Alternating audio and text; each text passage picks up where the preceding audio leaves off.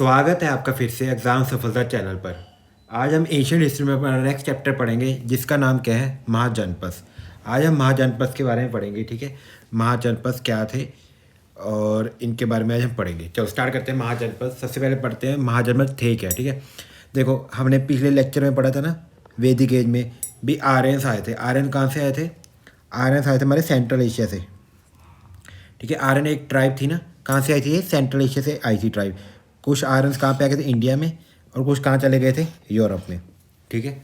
Aryans कुछ जो Aryans थे वो कहाँ पे आ गए थे? इंडिया में। कुछ कहाँ चले गए थे? यूरोप में। यही पढ़ा था ना हमने, ठीक है। अब जब इंडिया में आर्यंस आ गए थे ना, तो ये डिफरेंट डिफरेंट ट्राइब्स में बट गए थे, डिफरेंट डिफरेंट ट्राइब्स में बट गए थे, ठीक है। डिफरेंट डिफरेंट किस में बट गए? ट्राइब्स में। अब जो डिफरेंट डिफरेंट ट्राइब्स है ना, ये कॉलोनीज में रहना स्टार्ट हो गई थी, ठीक है। कॉलोनीज, इन्होंने अपनी अलग अलग कॉलोनी बना ली थी, ठीक है। यहाँ पे अलग ट्राइब है, यहाँ पे अलग ट्राइब है, ठीक है। अब ये कॉलोनी है ना, इसी कॉलोनी को क्या बोलते हैं? इसी कॉलोनी को बोलते हैं हम जनपद, ठीक है, जिसमें डिफरेंट डिफरेंट ट्राइब्स रह रही हैं। अब जो डिफरेंट डिफरेंट ट्राइब्स हैं, इनको इकट्ठे जब रहते हैं इनको क्या बोलते हैं? जना बोलते हैं। यहाँ पे कौन रह रहे हैं? जना रह रहे हैं, ठीक है। जना रह रहे हैं, उनको क्या बोलेंगे? जनपद। अब ऐसी काफ़ी सारी ट्राइब्स बन, काफ़ी सारी कॉलोनीज बन गई जिसको क्या बोलते हैं? जनपद। अब ये जनपद आपस में मिलके क्या बन गए?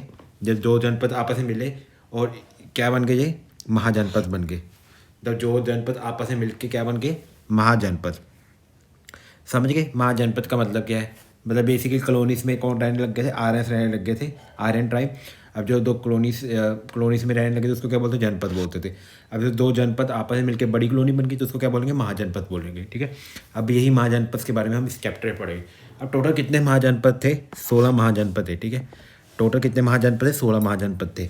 अब इनके बारे में हमको पता कैसे लगा? इनके बारे में पता कैसे लगा? सोर्सेज क्या हैं? कहाँ से हमको पता लगा भाई 16 महाजनपद थे, ठीक है। सबसे पहला सोर्स है टेक्स्ट। टेक्स्ट का नाम है अष्टदिव्यई। अष्टदिव्यई टेक्स्ट है, जो संस्कृत में लिखा हुआ है। किसने लिखा है? पाणिनि ने। यहाँ पे मेंशन है 40 जनपद के बारे में मेंशन है, ठीक है। 40 जनपद के बारे में मेंशन है इस टेक्स्ट में, ठीक है। और जो ये अष्टदेव्य है, ये ओल्डेस्ट बुक है संस्कृत ग्रामर पे। ये ओल्डेस्ट बुक है संस्कृत ग्रामर पे। अष्टदेव्यई कब लिखी गई थी? ये 4th और 6th सेंचुरी BC में लिखी थी, ठीक है। ये भी आपको पता होना चाहिए। ओल्डेस्ट बुक कौन संस्कृत ग्रामर कौन सी है? अष्टदिव्यई, ठीक है। समझ गए? ये था पहला सोर्स। अब सेकंड सोर्स क्या है? सेकंड सोर्स है Buddhist text, Buddhist literature. Buddhist literature में हमारे पास है अगुत्रा निकाय। अगुत्रा निकाय है हमारा। यहाँ पे टोटल 16 महाजनपद के बारे में मेंशन है, ठीक है। और दिग्गज निकाय में टोटल 12 महाजनपद के बारे में मेंशन है, ठीक है। ये दोनों किस भाषा में लिखी हुई हैं? दोनों पाली भाषा में लिखी हुई हैं, ठीक है। पाली लैंग्वेज में लिखी हुई है ये टेक्स्ट। अगुत्रा निकाय और दिग्गज निकाय, ठीक है। अगुत्रा निकाय में 16 महाजनपद के बारे में मेंशन है, ठीक है। और एक और टेक्स्ट है जो है जैन लिटरेचर। जैन लिटरेचर में है भगवती सूत्रा। भगवती सूत्रा में भी महाजनपद के बारे में मेंशन है। ये सारे सोर्सेज है जहाँ से हमको पता लगता है भी हमारे महाजनपद थे वहाँ, ठीक है। हमारे महाजनपद थे, ठीक है। ये हमारे सोर्सेज हैं। चलो अब स्टार्ट करते हैं महाजनपद के बारे में। जो महाजनपद है ना, कॉलोनीज, ये दो तरह की कॉलोनीज होती है। एक तो मोनार्कियल, ठीक है। एक थी रिपब्लिक। मोनार्कियल कॉलोनी कौन सी? जिसमें एक ही सिंगल डिसीजन मेकर होता है। एक ही सिंगल क्या होता है? डिसीजन मेकर, जैसे राजा, बस वही डिसीजन मेक करेगा। और रिपब्लिक में क्या था? Multiple decision maker. मल्टीपल क्या था? डिसीजन मेकर थे। जैसे मल्टीपल डिसीजन मेकर थे, उनको हम कहते क्या थे? जो डिसीजन मेक करते, गना और संगा। गना और संगा। अब ये कहाँ पे रिपब्लिक थी? ये हमारी ये हमारी 5 कॉलोनी है। कौन कौन सी? कुरु, कंबोज, वज्जी, माल्ला, असक्का। ये जो हमारी 5 कॉलोनी है ना, यहाँ पे हमारी रिपब्लिक थी। यहाँ पे क्या थी? रिपब्लिक। भाई मतलब जो डिसीजन लेते थे वो पूरा ग्रुप लेता था, जिनको हम गाना और संगा के नाम पे जानते हैं, ठीक है। चलो अब हम पढ़ते हैं महाजनपद के बारे में, ठीक है। अब हम पढ़ते हैं महाजनपद के बारे में। कितने महाजनपद? 16 महाजनपद। अब हमको महाजनपद पढ़नी है और उनकी कैपिटल्स पढ़नी है, ठीक है। देखो सबसे पहला महाजनपद है अंगा। अंगा महाजनपद है, ठीक है। और इसकी कैपिटल क्या है? चंपा, ठीक है। सेकंड महाजनपद का नाम क्या है? मगध, ठीक है। ये इंपॉर्टेंट महाजनपद है। इस महाजनपद की कैपिटल क्या है? राजगिरी। और इसकी राजगिरी थी और फिर इसकी कैपिटल शिफ्ट हो गई थी कहाँ पे? पाटलिपुत्रा में, ठीक है। अगला जो महाजनपद है वो है काशी। काशी की क्या है? वाराणसी, ठीक है। उसके बाद है वत्स्य। वत्स्य की है कौसंबी। उसके बाद है कसोले। इसकी क्या है? सरस्वती और अयोध्या। उसके बाद है सुरसेना, सुरसेना की क्या है, मथुरा। उसके बाद क्या है, पंचाल, पंचाल की क्या है, कामिल्य और अचित्र है, ये दो थी इसकी, ठीक है, पांचाल की। उसके बाद है कुरु, कुरु की कौन सी है कैपिटल, महाजनपद कुरु, इंद्रशपत, इंद्र सपटा, ठीक है, इंद्रप्रस्थ, इंद्रप्रशस्त, ठीक है, ये है कुरु की। उसके बाद है मात्स्य, मात्स्य की क्या है कैपिटल, विराटनगर, ठीक है। उसके बाद छेदी, छेदी की क्या है, बांदा, अवंती, अवंती की क्या है, उज्जैन और महासवती, ठीक है। ये कौन सी रिवर के पास है, शिप्रा रिवर के पास, ये भी आपको पता होना चाहिए। जो अवंती की कैपिटल है उज्जैन, ये कौन सी रिवर के पास है, शिप्रा नदी के पास है। अगला जो महाजनपद था उसका नाम था गंधारा, गंधारा की कैपिटल क्या है, टक्सीला। उसके बाद जो अगला महाजनपद था वो है कंबोज, कंबोज की है पूंछ। असमक, असमक की क्या है, पटनी है। वाजी, वज्जी जो है ना, वज्जी क्लैन, ये 8 वज्जी जो हमारा महाजनपद है ये 8 क्लैन से मिलके बना, ठीक है। 8 ऐसे छोटे छोटे क्लैन जुड़े और महाजनपद बना वज्जी। इसकी क्या है, विशाली। जो हमारा लास्ट महाजनपद है उसका नाम है माला और इसकी क्या है कैपिटल है, उसकी कैपिटल है कुशीनारा, ठीक है। अजय महाजनपद क्या है, छोटी छोटी कॉलोनीज को मिलके, ठीक है। ये हमारे जैसे 16 कॉलोनी से बन गई थी, ठीक है। और इनकी जो लोकेशन है, मॉडर्न लोकेशन ये भी आपको पता होना चाहिए। बादलपुर है, मगध की कहाँ है, पटना में, काशी बनारस में, बनारस में, वत्स कहाँ पे, इलाहाबाद में, कौशल कहाँ है, ईस्ट यूपी में, अभी करंट लोकेशन है, ठीक है। जैसे आपकी सूरसेना कहाँ पे थी, मथुरा में। पंचाल कहाँ पे थी, वेस्ट यूपी में। कुरु कहाँ पे, south east Haryana, south east Haryana और मेरठ में, ठीक है। मत्स्य कहाँ पे, जयपुर में। छेदी कहाँ पे, बुंदेलखंड में। अवंती कहाँ पे, मध्य प्रदेश और मालवा रीजन। कंथारा रावलपिंडी। कंबोज कहाँ पे, हजारा जो कश्मीर में है, ठीक है। असमक कहाँ पे थी, असमक थी बैंक ऑफ गोदावरी, असमक कहाँ पे थी, बैंक ऑफ गोदावरी रिवर पे। वज्जी कहाँ पे थी, वज्जी थी हमारी विशाली में। माला कहाँ पे थी, यूपी में, ठीक है। अब इनकी आपको कैपिटल्स याद होनी चाहिए। देखो मैं कुछ ट्रिक्स बता देता हूँ कि मगध की तो बहुत इंपॉर्टेंट चीज़ आपको याद ही हो जाए क्योंकि हम मगध के बारे में पढ़ेंगे, ठीक है। जो अंगा, अंगा चंपा, इसको आप याद ही कर लेना। काशी वाराणसी आपको याद हो गई। अगर वस, वस मौसम्बी का जूस पी ले, कोसम्बी को ऐसे याद कर लेंगे, ए वस मौसम्बी का जूस पी ले, ठीक है। अगला है कोसाल, कौशल, कौशल का आपको पता ही होगा, अयोध्या, ठीक है। कौशल किंग अयोध्या, ठीक है। सूरसेना मथुरा, ये भी आपको पता ही होगा। पंचाल अचिंत्य। कुरु इंद्रप्रस्थ, ठीक है, इंद्रप्रस्थ। ये इसको आप ट्रिक्स बना के याद कर लें, ठीक है। एक बार आप 16 के 16 ये सारे आपको याद होने चाहिए, महाजनपद और उनकी कैपिटल, ठीक है। थोड़ी थोड़ी इनकी मॉडर्न लोकेशन भी आप एक बार देख लेना, ठीक है। जो ज़्यादातर से कहाँ पे थे, हमारे यूपी वाले एरिया में थे, नॉर्दर्न रीजन में सारे महाजनपद, ठीक है। ज़्यादातर जो हमारे महाजनपद हैं ये सारे हमारे कहाँ, कौन से रीजन में, नॉर्थर्न रीजन में, ठीक है। चलो अब जो हमने वज्जी पढ़ा था ना, 8 क्लैन से मिलकर बना हुआ था ना। अब 8 क्लैन कौन कौन से थे, 8 क्लैन, ठीक है। सारे 8 क्लैन नहीं पढ़ने, इनमें से जो 3 मोस्ट पावरफुल क्लैन्स थे वो थे जंतिरिका, विद्या और लिच्छवी। ये 3 जो हमारे मोस्ट पावरफुल किंगडम थे जिनसे मिलके क्या बना था, वज्जी मिलके बना हुआ था 8 क्लैन से, और 3 जो मोस्ट पावरफुल थे, ठीक है। ठीक, समझ गए।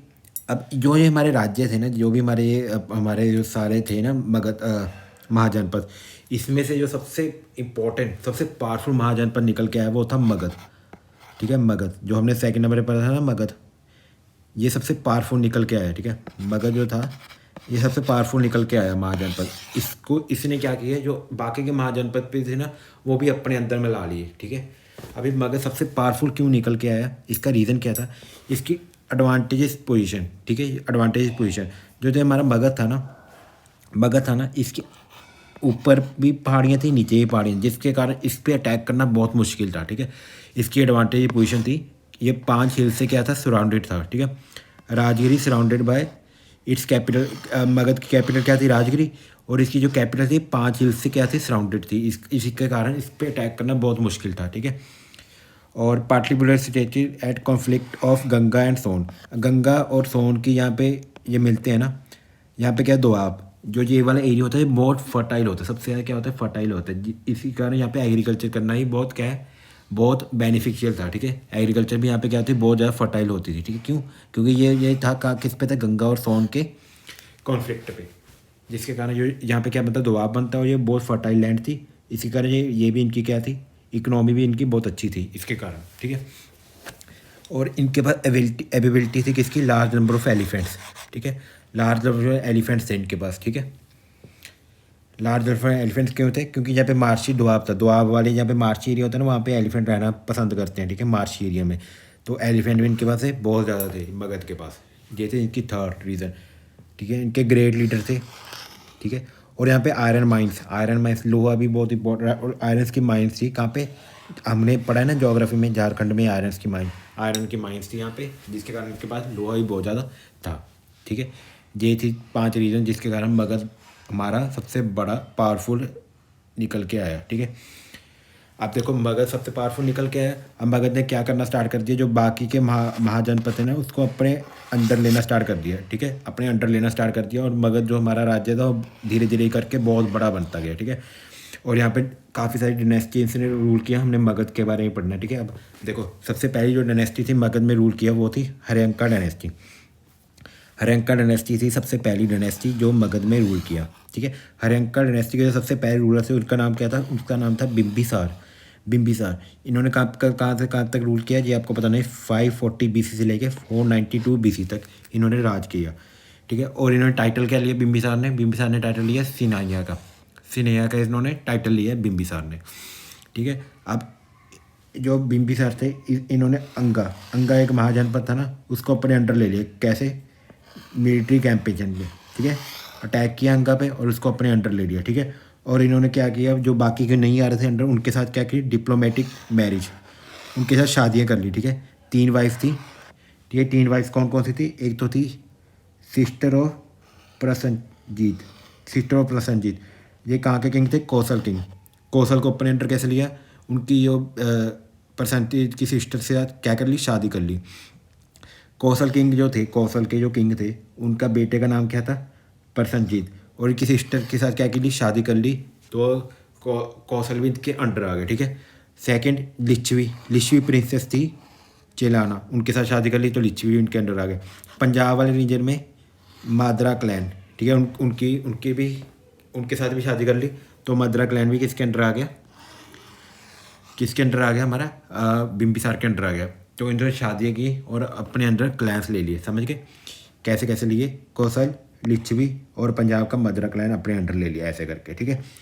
और एक इन्होंने, ये भी इंपॉर्टेंट क्वेश्चन है, ठीक है, एक इन्होंने फिजिशियन भेजा जीविका टू उज्जैन। फिजिशियन को क्या बोलते हैं? जीविका बोलते हैं, ठीक है। उज्जैन में भेजा उन्होंने, to treat king who suffer from jaundice. जो किंग था, उज्जैन का किंग था, वो जॉन्डिस से बहुत ज़्यादा परेशान था। उसके कारण इन्होंने अपना बिम्बिसार ने अपना जीविक भेजा, जिसका नाम कहता है फिजिशियन भेजा, जिसका नाम कहता है जीविका। उसको कहाँ भेजा? उज्जैन भेजा। और किंग प्रद्योत का क्या किया? ट्रीटमेंट किया जॉन्डिस से, जिसके कारण जो ये उज्जैन भी था वो भी किसके अंडर आ गया?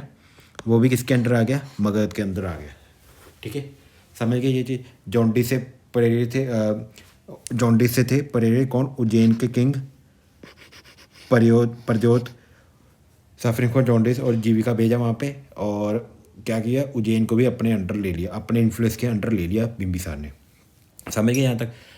अब आते हैं नेक्स्ट रूलर। ये था फर्स्ट रूलर हर्यंका डायनेस्टी के। इसके बाद नेक्स्ट रूलर आता है हर्यंका डायनेस्टी का, जिसका नाम क्या था? अजातशत्रु इसके ही बेटे थे। किसके बेटे थे? बिम्बिसार के। Ajatashatru son of Chelna and Bimbisara. देखो चेलना इनकी एक वाइफ थी ना, जो लिच्छवी प्रिंस थी, ठीक है। इसके क्या थे? सन थे, ठीक है। 3 वाइफ थी, तो ये इन वाइफ के क्या थे? सन थे, ठीक है।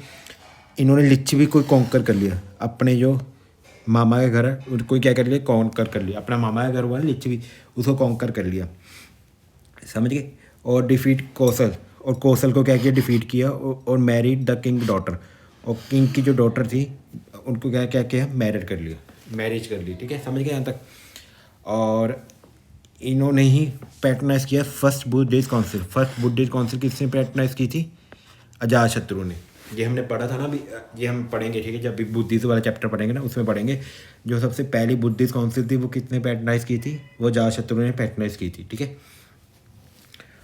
और ये जातशत्रु था ना, इसने अपने फादर की क्या की, किल हिज फादर बिम्बिसार। बिम्बिसार को इन्होंने मारा जातशत्रु ने, ठीक है। अब जो बिम्बिसार था इसने विशाली को भी अपने अंडर ले लिया यूजिंग वॉर इंजन। ऐसे ऐसे वॉर इंजन होते थे, ठीक है, ऐसे वॉर इंजन होते थे, यहाँ पे ऐसे पत्थर रख के फेंकते थे और अटैक करते थे। वॉर इंजन का यूज़ किया है विशाली को कॉन्कर करने के लिए। किसने सबसे पहले वॉर इंजन का यूज़ किया था?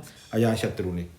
वॉर इंजन एक तरह का ऐसे ऐसे एक वॉर इक्विपमेंट होता है जिसमें ऐसे पत्थर रखते थे और ऐसे फेंक के मारते थे, जिसके कारण दूसरा जो राज्य है वो कमज़ोर पड़ जाता था। समझ गए यहाँ तक? ये था जातशत्रु के बारे में। जो कौन सी डायनेस्टी अभी चल रही है? अभी चल रही है हमारी हरियांका डायनेस्टी ही चल रही है। इसके बाद इसके अलग अगले रूलर आए, उसका नाम था उदयन। उदयन था इसके अगले रूलर का नाम। इन्होंने बस एक काम किया जो हमको याद करना है। जो राजगिरी थी ना अभी तक इनकी कैपिटल, राजगिरी की कैपिटल को अब शिफ्ट कर ली कहाँ पे? पाटलिपुत्रा में, ठीक है। पाटलिपुत्रा जो मॉडर्न डे पटना में है, ठीक है, पाटलिपुत्रा में शिफ्ट कर दिया उदयन ने राजगिरी को अपनी कैपिटल। बस ये है उदयन के बारे में, ठीक है। अब इसके बाद इसके बाद जो अगली डायनेस्टी आई वो आई शिशुनाग डायनेस्टी है। इसके बाद अगली डायनेस्टी हरियांका डायनेस्टी यहाँ पे ख़त्म होगी और अगली डायनेस्टी है जिसका नाम क्या था? शिशुनाग डायनेस्टी। अब शिशुनाग डायनेस्टी की सबसे पहले रूलर क्या था? शिशुनाग ही थे, जिसके नाम पे इनका नाम रखा डिफीटेड अवंती।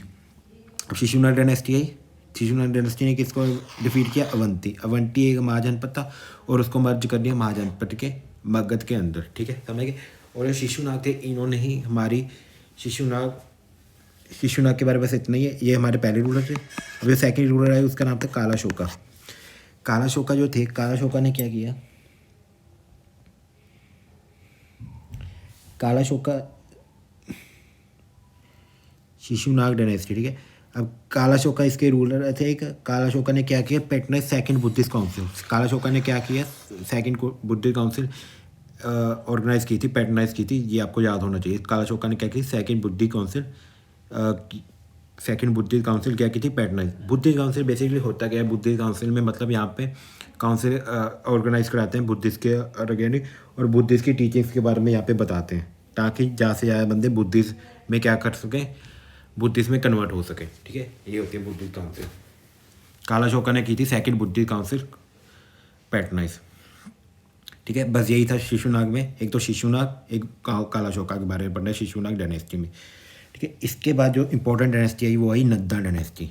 इसके बाद जो इंपॉर्टेंट डायनेस्टी आई वो आई नंदा डायनेस्टी, ठीक है। इसके जो सबसे पहले रूलर थे उनका नाम था महापद्मानंदा। महापद्मानंदा सबसे पहले रूलर थे किसके? नंदा डायनेस्टी के, ठीक है। और महापद्मानंदा सबसे पहले रूलर थे और इन्होंने टाइटल लिया एक रथ का टाइटल किसने लिया? नंदा डायनेस्टी के सबसे पहले रूलर महापद्मानंदा ने, ठीक है। एक रखता मतलब क्या होता है? इसका मतलब होता है अंपायर बिल्डर। एक रखता का मतलब क्या होता है? अंपायर बिल्डर, ठीक है, अंपायर बिल्डर। और अपरूटर ऑफ क्षत्रिय। मतलब क्षत्रिय को इन्होंने बहुत ज़्यादा क्या किया? ख़त्म कर दिया था, एक तरह से बहुत ज़्यादा किलिंग की थी क्षत्रिय की। किसने? महापद्मानंदा ने। इसलिए इन्होंने टाइटल लिया एक रक्त एम्पायर बिल्डर और अपरूटर ऑफ क्षत्रिय, ठीक है, क्षत्रिय के ऊपर। और क्षत्रिय को इन्होंने बहुत ज़्यादा मारा था, ठीक है, समझ गए। इसके बाद जो सेकंड रूलर आए नंदा डायनेस्टी के, उनका नाम क्या था? उनका नाम था दहानंदा। ये थे सेकंड रूलर किसके? नंदा डायनेस्टी के, ठीक है। इन्हीं के टाइम पे इंपॉर्टेंट क्या हुआ था? अलेक्जेंडर। देखो अलेक्जेंडर, आपको वर्ल्ड हिस्ट्री थोड़ी सी पता होनी चाहिए। अलेक्जेंडर पूरी दुनिया पे कब्जा कर रहे थे, धीरे धीरे करते अब कहाँ पे आ रहे थे? वो इंडिया की तरफ आ रहे थे, ठीक है। और अलेक्जेंडर ने इन्वेड किया था इंडिया ड्यूरिंग हिज रेन। किसकी रेन के अंडर? दहानंदा की रेन के अंडर, ठीक है। इन्वेड ड्यूरिंग कब किया था? 326 BC में, 326 BC में किया था, ठीक है। और ये दहानंदा थे, यही थे last king of Nanda dynasty, ठीक है। अब देखो अलेक्जेंडर ने यहाँ पे एंट्री तो कर ली थी, पर वो क्या हो गए थे? Defeated many kingdom but was defeated by his king. यहाँ पे आते आते ना, जब इंडिया में आते आते जो इनकी आर्मी थी ना, वो क्या थी? बहुत ज़्यादा थक गई थी। तो उन्होंने क्या सोचा? वो उन्होंने कहा हम नहीं अटैक नहीं करेंगे, किस पे? इंडिया पे अटैक नहीं करेंगे, ठीक है। तो इन्होंने इंडिया पे अटैक नहीं किया, मतलब उनकी जो आर्मी थी अलेक्जेंडर की वो बहुत थक गई थी, इसी कारण इंडिया पे क्या किया, अटैक नहीं किया। पर बैटल हुई वहाँ पे, बैटल ऑफ हेल्पेस के नाम पे जानते हैं, कहाँ पे, बिटवीन अलेक्जेंडर और पोरस। इंडिया के इस साइड पोरस थे, वहाँ पे बैटल हुई, बैटल ऑफ हिडिपियस, जिसको बैटल ऑफ हिडिपियस के नाम से जानते हैं। किस रिवर के बैंक पे हुई थी, रिवर झेलम के बैंक पे हुई थी वे बैटल ऑफ हिडिपियस, ठीक है। के बीच में हुई थी between Alexander and Porus, Alexander और पोरस के बीच में ये बैटल हुई थी, बैटल ऑफ हिडिपियस। कौन से बैंक पे हुई थी, बैंक ऑफ झेलम, झेलम के बैंक पे हुई थी, ठीक है, झेलम रिवर के बैंक पे हुई थी, जहाँ पे पोरस हार गए थे और अलेक्जेंडर कोई भी बैटल हारा नहीं था, ठीक है। तो अलेक्जेंडर हार गए थे, पोरस हार गई थी, अलेक्जेंडर जीत गए थे। तो इसके बाद क्या हुई, आर्मी जो है, आर्मी क्या होगी, थक गई बहुत ज़्यादा और इंडिया पे अटैक नहीं किया और वापस चली गई, ठीक है। आर्मी थक गई और इंडिया पे अटैक नहीं किया और क्या हो गया, वापस चली गई, इंडिया से वापस चली गई, ठीक है। और वापस जाते जाते अलेक्जेंडर की डेथ भी हो गई थी, ठीक है। इसीलिए कहते हैं जो अलेक्जेंडर कभी नहीं हारा था, पर उसकी आर्मी ने उसको हरा दिया, क्योंकि आर्मी उसकी क्या गई, थक गई थी। अलेक्जेंडर डिफीटेड मैनी किंगडम्स, बहुत ज़्यादा किंगडम्स को हराया अलेक्जेंडर ने, but defeated by his own army, ठीक है। इसका मतलब ये है, समझ गए यहाँ तक। चलो अब चलते हैं हम आगे, यहाँ तक समझ गए। इस जो जहाँ तक आपने मैंने स्टोरी बताई ना अलेक्जेंडर की, ये स्टोरी आगे भी एक जगह कंटिन्यू होगी, आपको ये याद रखनी है, ठीक है। आगे भी एक जगह इसको हम कंटिन्यू करेंगे, ठीक है। चलो मौर्य में इसको दोबारा कंटिन्यू करेंगे। ये था पूरा हमारा किसके बारे में, मगध अम्पायर के बारे में, ठीक है। अब इसके बाद क्या होता है, इसके बाद होता है नंदा डायनेस्टी के बाद मौर्यस इसको हराते हैं, धरानंदा को हराते हैं और मौर्य एम्पायर बनता है। उसके बारे में हम कल वाले चैप्टर में पढ़ेंगे, जब पढ़ेंगे मौर्यस के बारे में, ठीक है। कल वाले चैप्टर में पढ़ेंगे मौर्यस के बारे में। आज के वाले चैप्टर में बस यही था, महाजनपद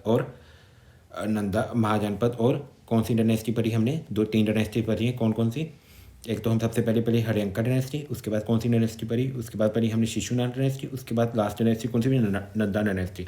अब नंदास को किसने हराया, मौर्य से हराया, और क्या बनाई, मौर्य डायनेस्टी, ठीक है। उसके बारे में हम पढ़ेंगे कल के लेक्चर में, मौर्य कैसे हराया और उसके पीछे एक स्टोरी थी, ठीक है। क्योंकि मौर्य क्या थे, चंद्रगुप्त मौर्य क्षत्रिय थे, तो क्षत्रिय को वे अच्छा नहीं मानते थे, महादानंद उनकी बेइज्जती करती थी और उन्होंने फिर बेइज्जती का बदला लिया। वो हम कल के चैप्टर में पढ़ेंगे आगे की स्टोरी, ठीक है। आज के लेक्चर में नंदा की था।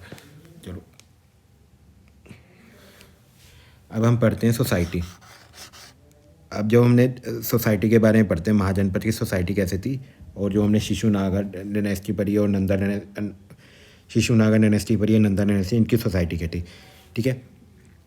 आर्टिशियन एंड मर्चेंट, ठीक है। आर्टिशियन और मर्चेंट के बारे में पढ़ते हैं सबसे पहले सोसाइटी में। गिलेट्स, आर्टिशियन और मर्चेंट के बारे में पढ़ते हैं सबसे पहले सोसाइटी में।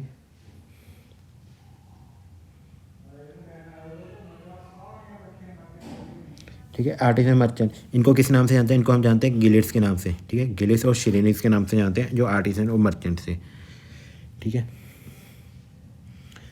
गिलेट्स की जो हमारी पूरी कमेटी होती है, इनको हम क्या बोलते थे, शिरेन्स बोलते हैं, कमेटीज ऑफ ट्रेडर्स, ठीक है। ट्रेडर्स की कमेटी होती है, इनको क्या बोलते हैं, गिलेट्स और शिरेन्स के नाम से जानते हैं, जो क्या है, कमेटी ऑफ ट्रेडर्स। समझिए गिलेट्स क्या है, ट्रेडर्स ऑफ ट्रेडर्स हैं। जब कलेक्टिवली सारी शिरेन्स और गिलेट्स को क्या बोलते हैं हम, निगमा के नाम से जानते हैं। समझ गए ये चीज़, निगमा क्या है, कलेक्टिवली ट्रेडर्स की क्या है, कलेक्टिवली गिल्ड्स को कलेक्टिवली हम क्या बोलते हैं, निगमा के नाम से जानते हैं, ठीक है। जो इनकी क्राफ्ट थी वो हेरिडिटरी थी, ठीक है। मतलब जो ऐसे बर्तन बनाएगा उसके बेटा ही बर्तन बनाएगा, हेरिडिटरी थी क्राफ्ट, समझिए जी। यहाँ पे आयरन प्लोशर का यूज़ हुआ एग्रीकल्चर में, क्योंकि आयरन की अब डिस्कवरी हो गई थी ना लेटर वैदिक एज में। और यहाँ पे क्या थी, मगध में क्या थी, आयरन माइंस थी, ठीक है। कहाँ पे, आयरन माइंस थी ना मगध में, इसी कारण क्या हुए थे, आयरन प्लोशर का यूज़ करते थे एग्रीकल्चर सरप्लस हो गई थी। सेकेंड अर्बनाइजेशन आफ्टर हड़प्पा, ठीक है। सेकेंड अर्बनाइजेशन, इसलिए इसको हम क्या बोलते हैं, सेकेंड अर्बनाइजेशन भी बोलते हैं, आफ्टर हड़प्पा सिविलाइजेशन के बाद। क्योंकि हड़प्पा में हमको क्या मिला था, ब्रॉन्ज मिला था। और सेकेंड अर्बनाइजेशन आफ्टर हड़प्पा कहाँ पे बोलते हैं हम, क्योंकि यहाँ पे आयरन प्लोशर का इस्तेमाल कर रहे थे एग्रीकल्चर सरप्लस करने के लिए, समझ गए। एग्रीकल्चर सरप्लस हो रहा है क्योंकि आयरन प्रोसेस का आयरन हो गया था। आयरन के कारण हम क्या कर रहे थे, पेड़ काट रहे थे, और पेड़ काट के क्या हो रहा था, जंगल बन रहा था। जंगल में हम क्या कर रहे थे, बहुत ज़्यादा एग्रीकल्चर कर रहे थे। एग्रीकल्चर पेड़ काटने के क्या हो गया था, हमारे पास आयरन की डिस्कवरी हो गई थी लेटर वैदिक एज में, ये आपको पता होना चाहिए। क्राफ्ट हेरिडिटरी थी, और गिलियन किसको बोलते थे, आर्टिशन और मर्चेंट्स को बोलते थे। और इनको कलेक्टिवली क्या बोलते थे, इनको कलेक्टिवली बोलते हैं निग्मा। निग्मा के नाम से जानते हैं इनको कलेक्टिवली, ठीक है, गिलियस और शिरेंस को, ठीक है, समझ गए। चलो अब हम इनकी पोट्री देखते हैं। अब पोट्री देखो, लेटर में ग्रे थी, अब देखो पोट्री अब होगी ब्लैक पॉलिश्ड वेयर। अब ब्लैक पॉलिश्ड हो गई है, जिसको NBW के नाम से भी जानते हैं, NBPW। अब कौन सी पोट्री हो गई, ब्लैक हो गई है, ठीक है। अब महाजनपद में जो मगध हमारे थे, वहाँ पे कौन सी पोट्री यूज़ करते हैं, black. Northern black polished ware pottery यहाँ पे यूज़ होती है, ये आपको पता होना चाहिए, ठीक है। ये क्वेश्चन आ जाता है पेपर में भी, पोट्री का कलर कौन सा था। यहाँ पे हमारे कॉइन्स भी यूज़ होने लगे थे, पंचमार्क्ड कॉइन्स, ठीक है, पंचमार्क कॉइन्स हुए, सिल्वर कॉइन्स यूज़ हो गए थे। Silver coins form of money, ठीक है, मनी की जगह हम क्या अब देने लगे थे। पहले तो बार्टर सिस्टम चल रहा था ना, भी आप मुझे लोहा दे दो, जैसे इंडस वैली सिविलाइजेशन में क्या चल रहा था, हम कॉपर दे देते थे, वो हमको टिन दे देते थे। अब यहाँ पे कॉइन्स आ गए थे, पंचमार्क कॉइन्स, सिल्वर कॉइन्स, ठीक है, फॉर मनी, फैसिलिटेट ट्रेड को फैसिलिटेट करने के लिए। और गोल्ड कॉइन भी थे। गोल्ड कॉइन का नाम क्या था, निष्का और कर्षपना, ये क्या थे, ये थे हमारे गोल्ड कॉइन, जिसको एज हम मनी यूज़ करते थे हम, समझिए यहाँ तक। चलो ये था हमारा सोसाइटी के बारे में कुछ। अब जो लास्ट है वो है एडमिनिस्ट्रेशन। अब देखो इनकी एडमिनिस्ट्रेशन, जो विलेज का हेड होता था ना, जैसे विलेज का हेड अब सरपंच होता है, तब उसको क्या कहते हैं, भोजक के नाम से जानते थे विलेज के हेड को, ठीक है। और पीजेंट हैड टू पे टैक्स पे करना पड़ता था। जितना भी लैंड का प्रोड्यूस हुआ है उसको 1/6 क्या करना पड़ता था, एज अ टैक्स देना पड़ता था, ठीक है। और जो रिच पीजेंट्स थे उनको किस नाम से जानते थे, उनको हम जानते थे, रिच पीजेंट को घायपतिस के नाम से, ठीक है, घायपतिस के नाम से जानते हैं रिच पीजेंट्स को। और इसको एक और नाम से जानते हैं, वैश्य के नाम से भी, रिच पीजेंट्स को वैश्य के नाम से भी जानते हैं, और घायपतिस के नाम से भी जानते हैं, जो अमीर फार्मर्स होते थे, ठीक है। बाली क्या थी, बाली तो हमने पढ़ी थी ना अभी पीछे, लेटर वैदिक एज में भी पढ़ी थी। Voluntary offering to king, not compulsory, यहाँ पे भी कंपलसरी नहीं है, ठीक है, ठीक है। बाली हम पिछले चैप्टर में पढ़ के आए हैं, क्या थी, वॉलेंट्री ऑफरिंग, भी मर्जी है किंग को पैसे देने दो, नहीं देने ना दो, ठीक है, वॉलेंट्री थी। जैसे हम गुरुद्वारे में जाते हैं, वहाँ पे हमारी मर्जी होती है ना, पैसे देने दो, नहीं देने तो मत दो। मंदिर में जाते हैं, वहाँ पे देने पैसे दो, नहीं देने मत दो, बैठ सकते हैं हम, ठीक है। उसी को कहते हैं Bali, voluntary offering to king, not compulsory.